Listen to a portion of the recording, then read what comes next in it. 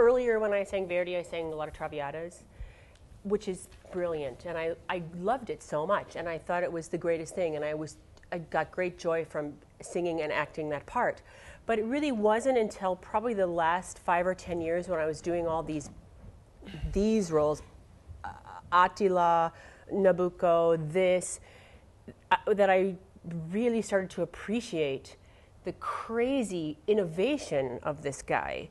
You know, when you're a 25-year-old kid and you're like, yes, I'm going to sing Traviata, I'm not making excuses, but I'm kind of ashamed of the fact that I didn't really quite understand what I was interfacing with. I mean, later on a little bit more, but I guess my biggest thinking about it is his leap from the bel canto style, his leap to pure drama. And you know, I mean, he didn't let go of great singing, but back then, in the bel canto world, you know, it was a renaissance. You know, Callis, Sutherland, Bonning, those people, it was a renaissance for us to, and this company, you know, does wonderful bel canto productions, but that's not what you saw then.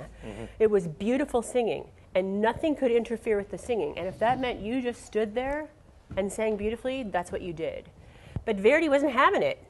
You know, he just was like, no, you have to act. When he was like, I don't even remember how old, 70 or 68 or something, I saw this special on him last year. He got up at an Otello rehearsal, and this is documented because someone snuck into the hall. He didn't like for people to be in rehearsal.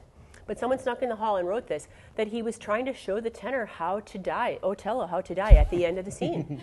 And he did the whole scene and killed himself and fell on the ground. And everyone was like, maestro, maestro, because they thought something's wrong. He's like, oh, I'm fine. I'm just showing him how to do the scene. And he really meant for people to throw themselves into things theatrically. And I think from the beginning, even though I didn't appreciate it as much as I should have, that spoke to me because I loved the whole idea of realism. And when he writes, the timing is fairly realistic. You don't have to justify things. You know, and I'm certainly not casting aspersion because I sang a lot of Mozart roles and I loved them. But in Mozart, you have to do a lot of thinking because you repeat the text a lot. You have to find another reason to say it. There are timing issues where you have to really, really come up with things theatrically to feel comfortable as an actor.